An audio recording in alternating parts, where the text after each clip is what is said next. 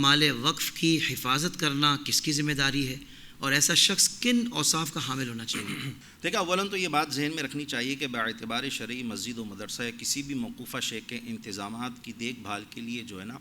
یا تو واقف خود بھی اس کی دیکھ بھال کر سکتا ہے، یا واقف جس کو مقرر کر دے کہ بھائی یہ فلاں شخص جو ہے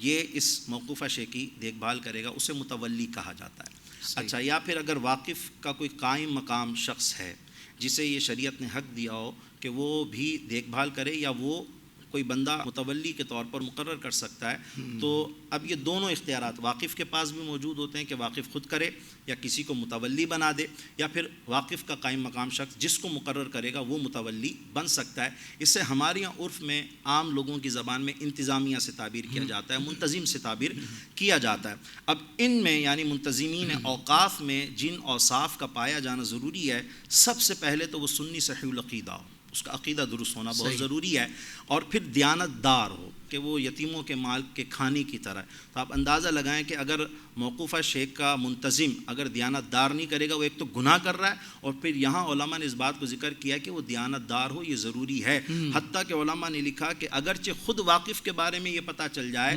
کہ یہ موقوفہ شے میں کسی قسم کی جو ہے وہ کوتاہی کر رہا ہے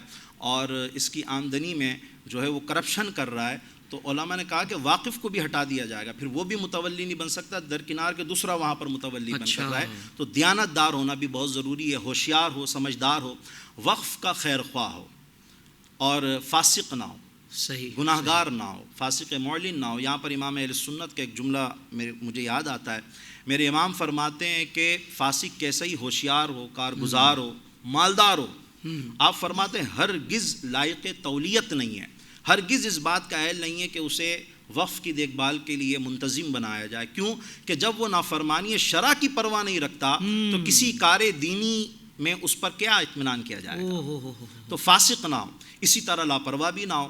اور لہو و لعب میں یعنی کھیل کود میں مشغول رہنے والا نہ ہو، بد عقل نہ ہو، اور وقف کے کام کرنے میں اس کی حفاظت کے سلسلے میں جو ہے وہ عاجز بھی نہ ہو اور سستی کا شکار بھی نہ ہو۔ بالکل ٹھیک، بالکل ٹھیک۔